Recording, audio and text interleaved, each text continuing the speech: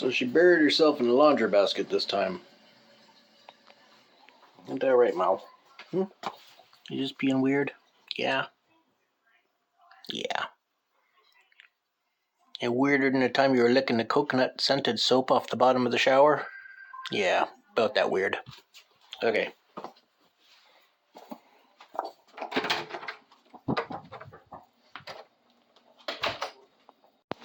Okay. Weird cat's dealt with. So, hung it all up on the stand here. You've seen me cut a collar before, so I didn't show you that. You've seen me serge everything before, so I didn't show you that. Next up, I'm going to put together the back. I'm going to put together the front and the back. Make a vest. Let's set you up in front of the sewing machine. We'll show you what that is. Okay. So, we got ourselves set up here.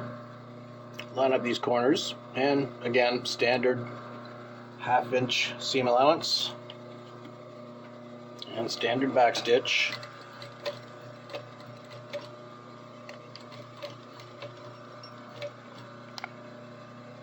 The difference is this time, we're stretching the bottom, which is the larger piece of the back. We're starting from the edge, and we're going to stop when we reach halfway on the top plate on this. Because we're going to have that little fold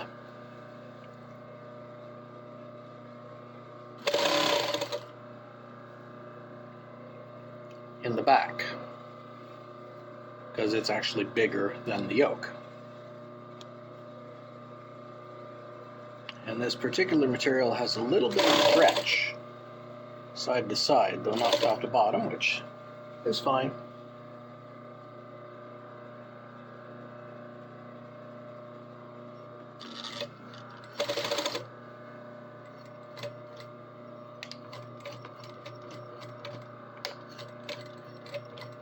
There's the halfway.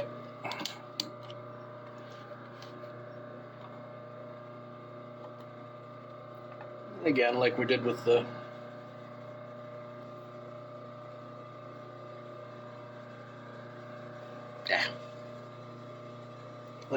we did with putting the collar, to keep the top on the top and the bottom on the bottom. We'll do it this way instead of flipping it upside down, because we do want to have control over a little more of this than we otherwise would. Or a little more control over this than we otherwise would.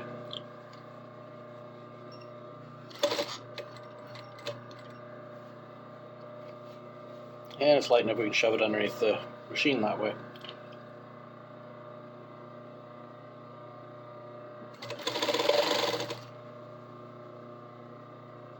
Just peel that back as much as we can. It's just going to be a little tiny bit of difference, but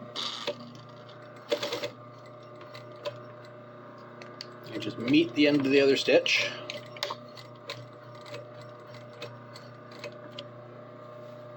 Line up all nice and straight. The neat part of this is when we top stitch it. Folding up, not down.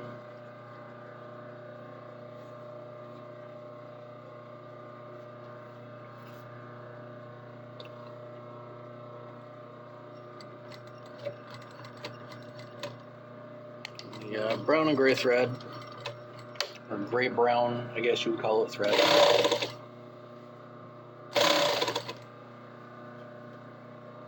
Works well with the oranges, etc. on the fabric.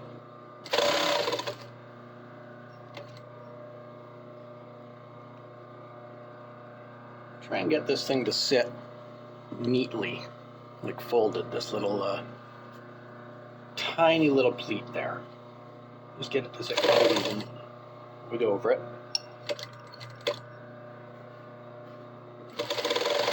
That works. And we just finish the row like we normally would.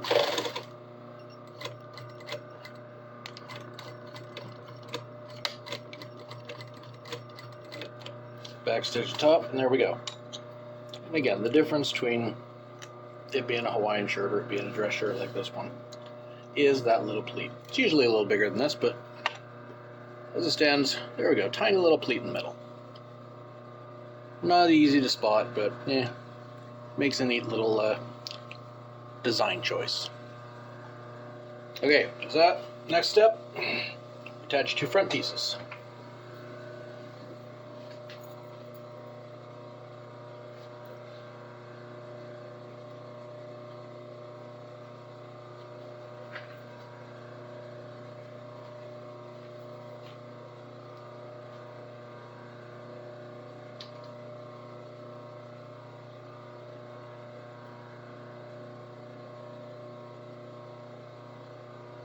Yes.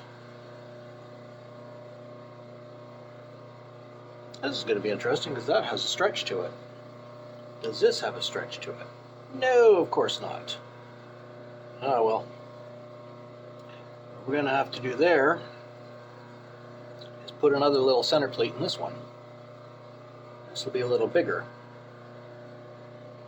Actually, you know, we don't have to. We can just cut that off where necessary.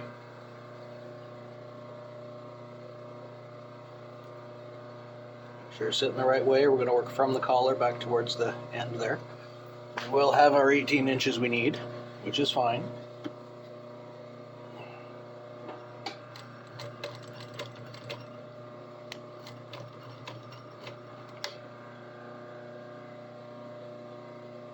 I'm going to stretch the top as much as we can because the bottom has more stretch to it. We don't want it to outgrow or out expand the top piece. Again, because this is for me, I'm not going to bother cutting off that excess. I'm the only one that's ever going to care about it. I'm the only one that's going to know it's there. Well, other than all of you. The 162 of you that are watching this, probably. Well, 162 subscribers from the time I'm recording, which is kind of meaningless, but whatever.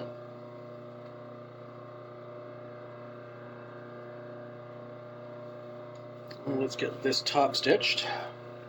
Do the next piece, and I'll show you how it all goes together. Or how it looks when it's all together.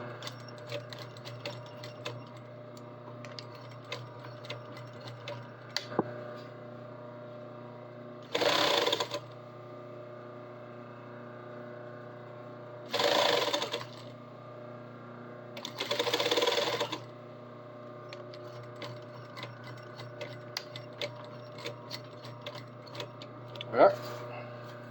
I'll hook the other one up, and I'll show you what it looks like.